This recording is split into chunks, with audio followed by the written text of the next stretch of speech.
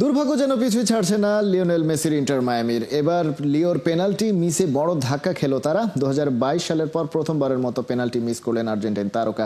মেসির ব্যর্থতার দিনে ম্যাচের নায়ক বনে গেছেন শার্লটের ইদান টোকলোমাতি। ব্যাংক অফ আমেরিকা স্টেডিয়ামে প্রথমার্ধের 31 মিনিটে ভিএআর এর সিদ্ধান্ত পাওয়ায় পেনাল্টিতে পানেনকা শটে গোলের চেষ্টা করলেও শার্লট গোলরক্ষক কলিনা তা রুখে দেন। এর খানিক বাদেই ইদান টোকলোমাতির গোলে এগিয়ে যায় শার্লট। দ্বিতীয়ার্ধে আরও 2 গোল করে নিজের হ্যাট্রিক পূরণ করেন টোকলোমাতি, যার একটি আসে পেনাল্টি থেকে। 80 মিনিটে দ্বিতীয়ার্ধে হলুদ কার্ড দেখে মাঠ ছাড়েন মিয়ামির ডিফেন্ডার টমাস আভিলেস। 10 জনের দলে পরিণত হওয়া মায়ামি আর ফিরতে পারেনি ম্যাচে, হেরেছে 3-0 ব্যবধানে। লুইস সুয়ারেজের নিষেধাজ্ঞায় খেলতে না পারা দলটি হারের হতাশা নিয়ে পরবর্তী ম্যাচে মঙ্গলবার সিয়াটলের বিপক্ষে মাঠে নামবে।